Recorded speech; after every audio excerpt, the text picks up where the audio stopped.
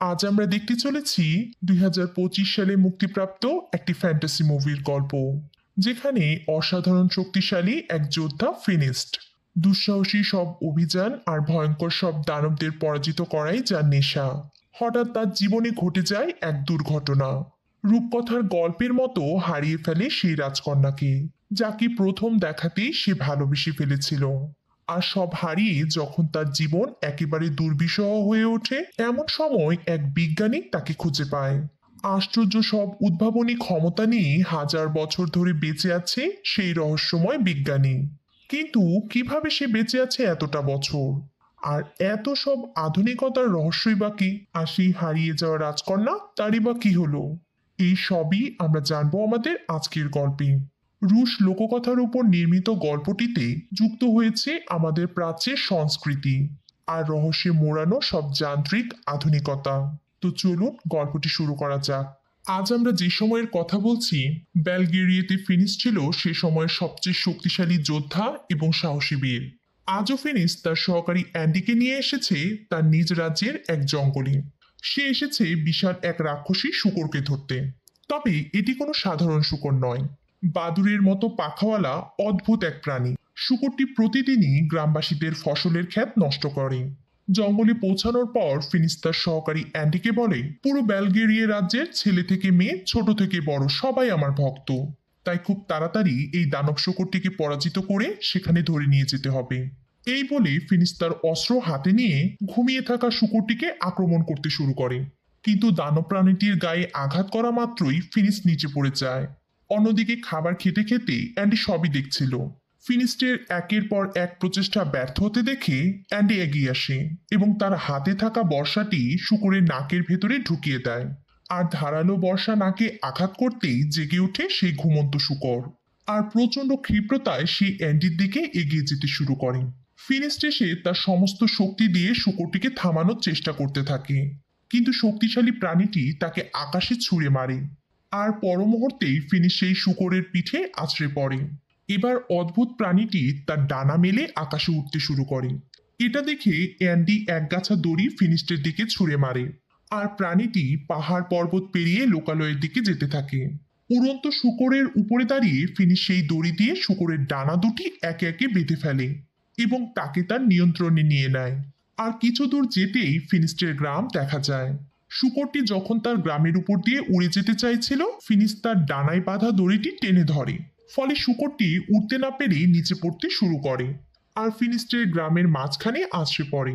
এদিকে সমস্ত গ্রামবাসী যখন দেখতে পারে মহাবীর ফিনিস্ট এই শক্তিশালী শূকরকে পরাজিত করেছে, তখন সবাই তাকে অভিনন্দিত করতে শুরু করে। আর ফিনিস্টও বীর দর্পে সেই অভিনন্দনে সিক্ত হতে থাকে। ততক্ষণে অ্যান্টি সেই গভীর বন থেকে গ্রামে ফিরে আসে। পরদিন ফিনিস্টের বীরত্বের স্বীকৃতি স্বরূপ গ্রামে একটি অনুষ্ঠানের আয়োজন করা হয়। অ্যান্টি লক্ষ্য করে ফিনিস গ্রামের যুবতী মেয়েদের আকর্ষণের কেন্দ্র হয়ে উঠেছে। এই দেখে সে তার সাথে ঠাট্টা করতে শুরু করে, কিন্তু ফিনিস তাকে জানিয়ে দেয় সে কোনো সাধারণ মেয়ে নয়, তার জন্য উপযুক্ত কোনো মেয়ের অপেক্ষা করছে। এরপর সেখানে জাদুকরি বাবা ইয়াগা আসে। শতবর্ষী সেই প্রাচীন মহিলা সবসময় তার বয়স কমাতে ব্যস্ত। এক আশ্চর্য জাদুকরি আপেলের সাহায্যে সে এটা করে। আজ সে ফিনিস্টের কাছে এসেছে এক সাহায্যের আশায়। সে তাকে বলে, আমার কুঁড়ে ঘরের সামনে দিয়ে যে নদী প্রবাহিত হয়, এক বিশাল পাথর পড়ে সেটা বন্ধ হয়ে গেছে। আর ওই পাথর দ্রুত সরানো না হলে আমার জাদুকরি আপেল গাছগুলি মারা যাবে। ইয়াগা, তুমি হয়তো ভুলে গেছো আমি এমন সব অসম্ভব কাজ করেছি যা অন্য কোনো যোদ্ধার পক্ষে করা সম্ভব ছিল না, আর তুমি আমাকে দিয়ে এত ছোট কাজ করাতে চাইছো? বলতে বলতেই ফিনিস তার কল্পনার রাজ্যে চলে যায়। ভয়ঙ্কর সব দানবদের হাত থেকে তার গ্রামকে রক্ষা করেছিল তার একমাত্র কাজ। কখনো পাথরের রক্ষীদের থেকে, কখনো হ্রদের ভয়ঙ্কর মূর্তির থেকে, আবার কখনো আত্মাভোগ দানবদের হাত থেকে। এরপর বাবা ইয়াগা তাকে বলে, এইসব গল্পের মধ্যে আসলে কতটা সত্যি আর কতটা তোমার কল্পনার সৃষ্টি। এ কথা বলতেই অ্যান্ডি ও বাবা ইয়াগার মধ্যে তর্ক শুরু হয়ে যায়, আর রাগ করে বাবা ইয়াগা সেখান থেকে চলে যায়। এরপর ফিনিস যখন অ্যান্ডিকে নিয়ে তার ঘরে ফিরে আসে, সে অ্যান্ডিকে বলে, যদিও বর্তমানে আমার মতো বীর একজনও নেই, কিন্তু আমাকে এমন কিছু করতে হবে যেন বেলগেরিয়ার সবচেয়ে বড় যোদ্ধাদের তালিকায় আমার নাম সবার শীর্ষে থাকে। অ্যান্ডি বলে, এমন একটি কাজ আছে। তবে সেটা খুবই বিপজ্জনক। কি এমন কাজ সেটা যা ফিনিস্টের জন্য বিপজ্জনক? অ্যান্ডি বলে, আমাদের রাজ্যের বাইরে ওই সাদা পাহাড়ের উপর দাঁড়িয়ে আছে সূর্য এক প্রাসাদ। সেখানে ওই রাজ্যের সবচেয়ে সুন্দর রাজকন্যাটি থাকে, কিন্তু তাকে পাহারা দেয় ভয়ঙ্কর এক দানব। এখন পর্যন্ত কেউই তাকে হারাতে পারেনি, এবং যারা তাকে হারাতে গেছে তারা আর কেউই ফিরে আসতে পারেনি। এই কথা শোনার পরই রাতে ফিনিস্ট অ্যান্ডিকে সাথে নিয়ে ওই পাহাড়ের পাদদেশে উপস্থিত হয়, এবং সেখানে তারা আরো কিছু যোদ্ধাকে দেখতে পায়। একজন যোদ্ধা তাদের জিজ্ঞেস করে, তোমরাও কি ওই সুন্দরী রাজকন্যার খোঁজে এসেছো? তোমরা হয়তো জানো না এই টাওয়ারে থাকা রাক্ষসী প্রাণীটি কতটা ভয়ঙ্কর। তখন অ্যান্ডি বলে, তোমরা হয়তো জানো না আমার সাথে ব্যালগেরিয়ার মহাবীর ফিনিস্ট আছে। তখন অন্য এক যোদ্ধা ফিনিস্টকে বলে, ধরো আমরা যদি সবাই মিলে ওই প্রাণীটিকে হারিয়ে দিই, তাহলে ওই রাজকন্যাকে কে পাবে? তখন ফিনিস্ট বলে, আমার ওই রাজকন্যার প্রতি কোনো আগ্রহ নেই, আমি শুধু ওই দানবটাকে মেরে আমার বীরত্বের প্রমাণ রাখতে চাই। সব যোদ্ধারা একমত হয়ে বলে, ঠিক আছে, তাহলে কাল সকালে আমরা একসাথে দানবটাকে হারানোর চেষ্টা করব। কিন্তু ফিনিস্ট অ্যান্ডিকে গিয়ে বলে, আমি একাই ওই দানবকে মারতে চাই, এই কৃতিত্ব শুধু আমার হবে। অ্যান্ডি এক দুষ্টু হাসি দিয়ে বলে, ঠিক আছে, আমি এদের খাবারে ঘুমের ওষুধ মিশিয়ে দিব। এদিকে ভোর হওয়ার আগেই ফিনিস্ট জেগে ওঠে।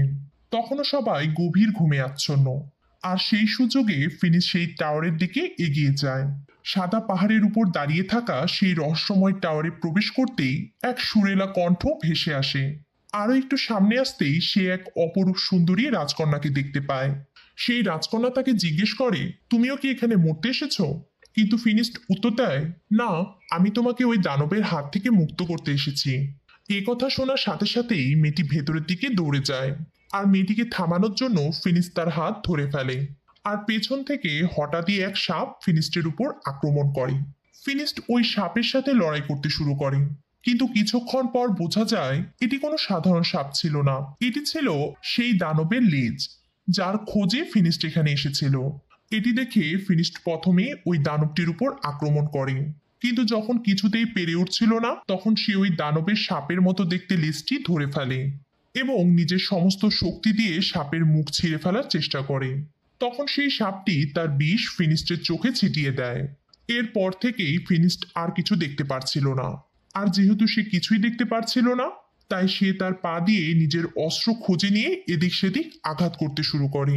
আর ক্রমাগত আঘাতে সে প্রাসাদ ভেঙে পড়তে শুরু করে। বাইরে অ্যান্ডি ও ঘুমন্ত যোদ্ধারা সুবিশাল ওই টাওয়ারকে ধসে পড়তে দেখে আতঙ্কিত হয়ে ওঠে। আর সবাই মিলে ছুটে যায় ওই ধ্বংসপ্রাপ্ত টাওয়ারের দিকে। সেখানে গিয়ে না তারা রাজকন্যাকে দেখতে পেল, আর না ওই দানবটিকে। তারা ধ্বংসস্তূপের ভিতর থেকে ফিনিস্টকে উদ্ধার করে। উদ্ধার করার পর অ্যান্ডি ফিনিস্টকে তার বাসায় নিয়ে আসে। এখন ফিনিস যেহেতু তার চোখে কিছুই দেখতে পারছিল না, তাই অ্যান্ডির সাহায্যের জন্য বাবা ইয়াগার উদ্দেশ্যে বেরিয়ে যায়। এদিকে শেষ আপেলটি হারিয়ে বাবা ইয়াগা চিরযুবতী থাকার ফর্মুলা খুঁজতে ব্যস্ত। সে সময় অ্যান্ডি সেখানে উপস্থিত হয় এবং ফিনিস্টকে সাহায্য করতে অনুরোধ করে। যেহেতু ফিনিস সেদিন বাবা ইয়াগাকে সাহায্য করেনি, তাই বাবা ইয়াগা অ্যান্ডিকে সেখান থেকে তাড়িয়ে দেয়। ফিরে এসে অ্যান্ডি যখন ফিনিস্টকে সব বলে, সব শুনে ফিনিস্ট অনেক হতাশ হয়ে যায়।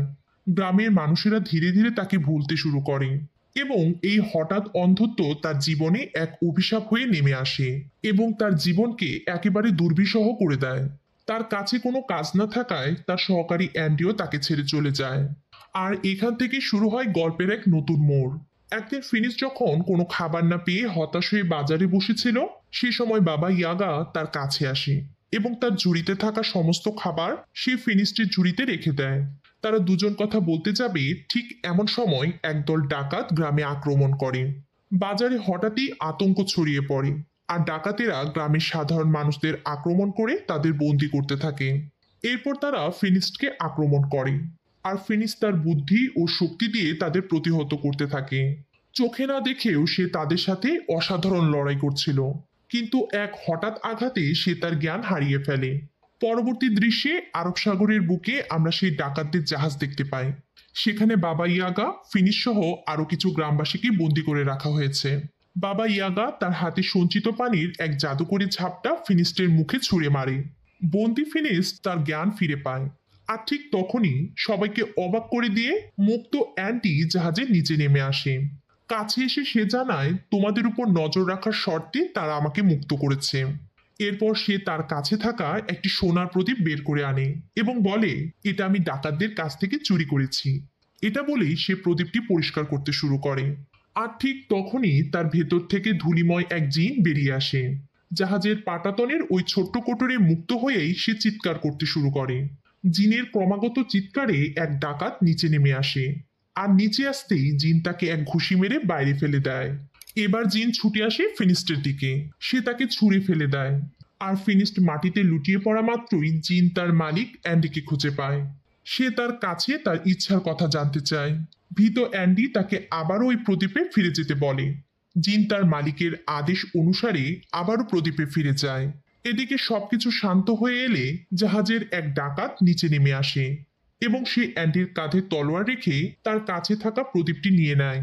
এদিকে কিছু সময়ের মধ্যেই সেই জাহাজ আরব সাগরের উপকূলে চলে আসে এবং তীরে আসতেই ডাকাতেরা তাদের বিক্রির জন্য নিলাম শুরু করে। তখন এক ধনী ব্যক্তি বেশ কিছু স্বর্ণমুদ্রার বিনিময়ে তাদের তিনজনকে কিনে নেয়। এরপর তারা তাদের নিয়ে সেই আমিরের প্রাসাদের দিকে যেতে শুরু করে।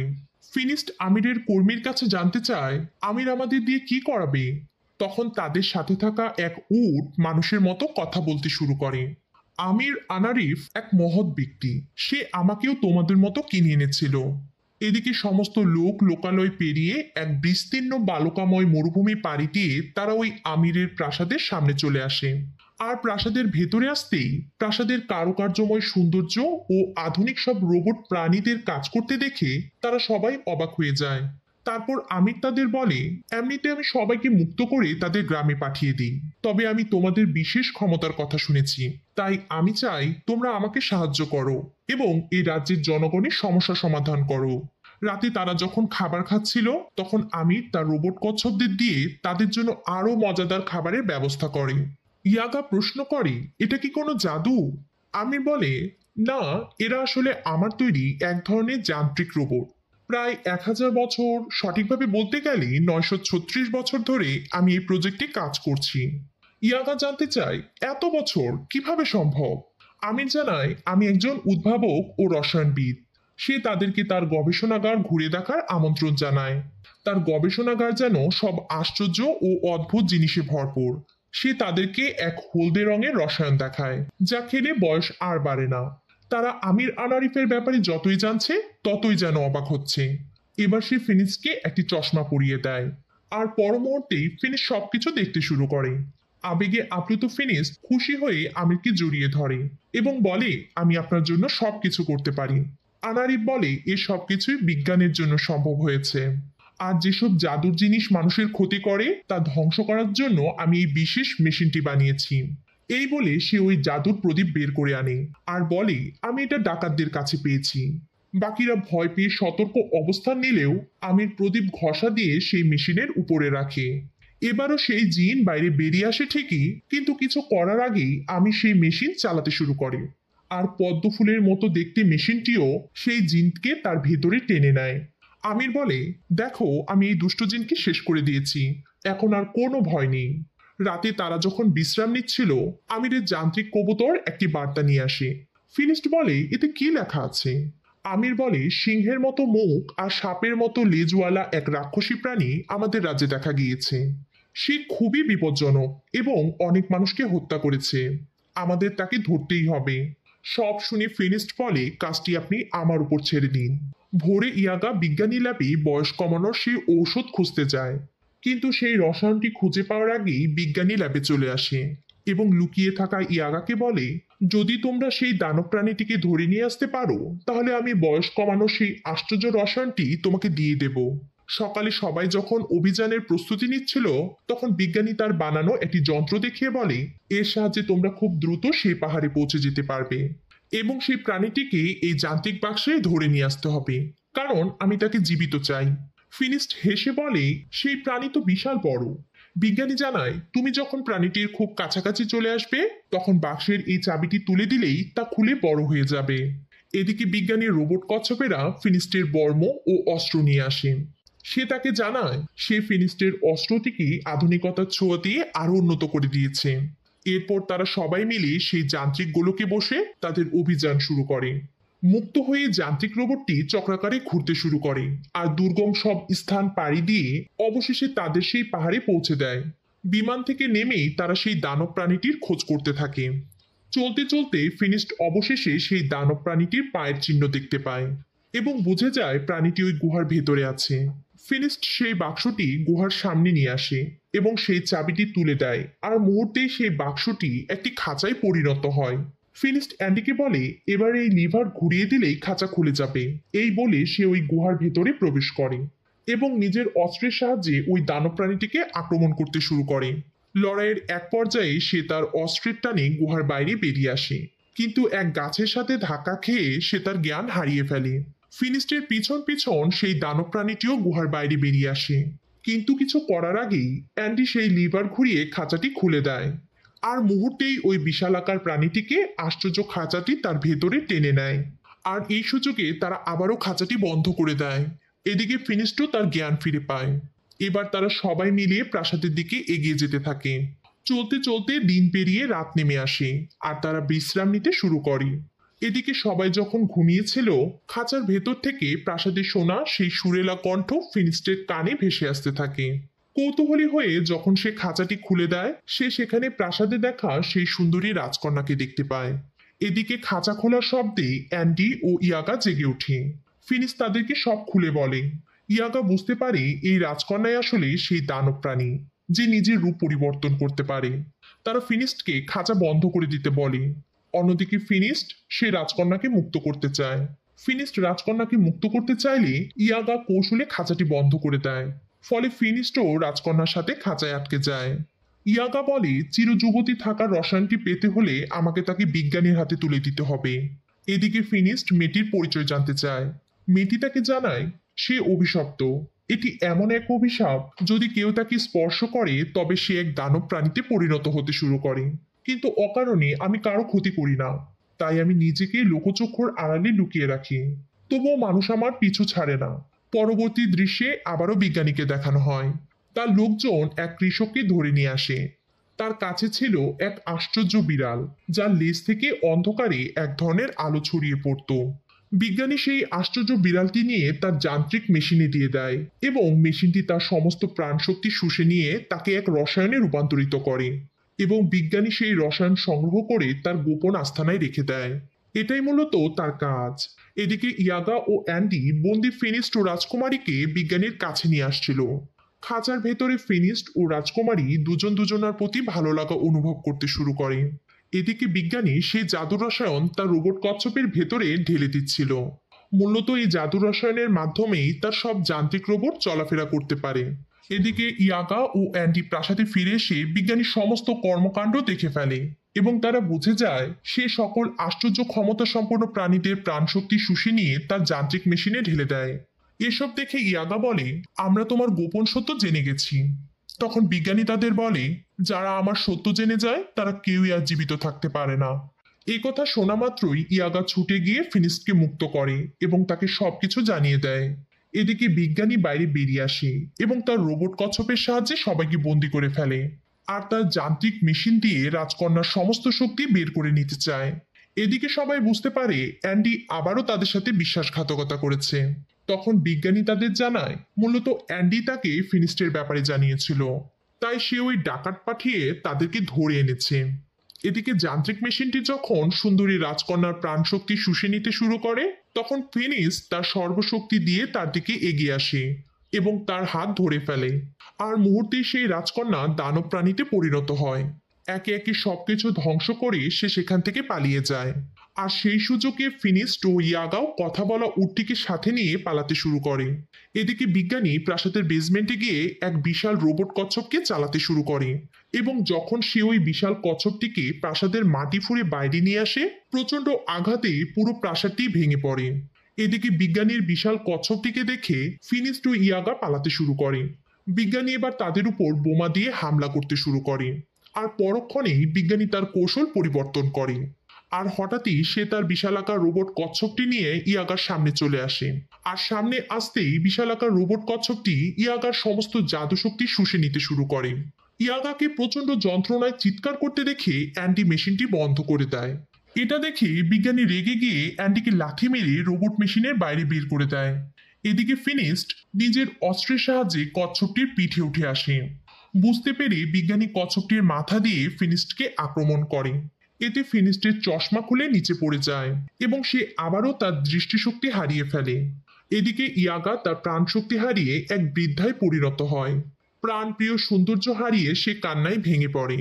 এবার সে ও অ্যান্ডি মিলে ফিনিস্টকে গাইড করতে শুরু করে এবং ফিনিস্টও তাদের কথা অনুসরণ করে বিশাল কচ্ছপটিকে উল্টে দেওয়ার চেষ্টা করতে থাকে। এদিকে সেই দানব প্রাণীটিও সেখানে চলে আসে আর তাকে দেখে বিজ্ঞানী কিছুটা ভয় পেয়ে যায়। আর সেই সুযোগে ফিনিস তার অস্ত্র দিয়ে বিশালাকার কচ্ছপটিকে উল্টে দিতে সক্ষম হয়। আর কচ্ছপটি মাটিতে পড়তেই তার ভেতরে থাকা সমস্ত রসায়ন বাইরে বেরিয়ে আসে। এবার বিজ্ঞানী তার উদ্ভাবিত পাখার সাহায্যে উড়ার চেষ্টা করে, কিন্তু পাখাটি ঠিকমতো কাজ করে না। আর কচ্ছপের গা থেকে বেরিয়ে আসা জাদুর রসায়নে পড়ে গিয়ে সে মারা যায়। এদিকে ফিনিস্টকে হারিয়ে সবাই কাঁদতে শুরু করে আর সুন্দরী রাজকন্যার চোখের জল গড়িয়ে গিয়ে পড়ে ফিনিস্টের চোখে। এতে ফিনিস্ট তার জ্ঞান ও দৃষ্টিশক্তি উভয়ই ফিরে পায়। সবকিছু ফিরে পেয়ে ফিনিস্ট অনেক খুশি হলেও রাজকন্যা তাকে জানায় এই অভিশাপ আমাদের একসাথে থাকতে দেবে না। বন্ধুরা, এই ছিল আমাদের আজকের গল্প। গল্পটি ভালো লাগলে লাইক, কমেন্ট ও শেয়ার করুন এবং সাবস্ক্রাইব করে চ্যানেলটিকে বেড়ে উঠতে সাহায্য করুন। দেখা হবে আমাদের পরবর্তী গল্প।